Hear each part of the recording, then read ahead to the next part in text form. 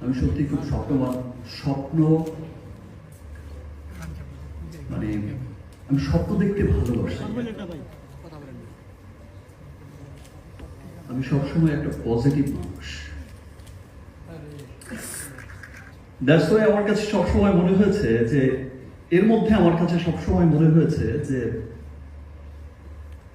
আমার দেশের এত ক্রাইসিস, আমার দেশের এত কিছু চলছে, সারাক্ষণ হয়তো টেলিভিশন খুললে বিভিন্ন কিছু সোশ্যাল মিডিয়াতে আমরা যখন ঘাটাঘাটি করি তখন দেখতে পাই এটা হচ্ছে, ওটা হচ্ছে, এই হয়েছে, ওই হয়েছে, ফ্রাস্ট্রেশন, এটা সেটা।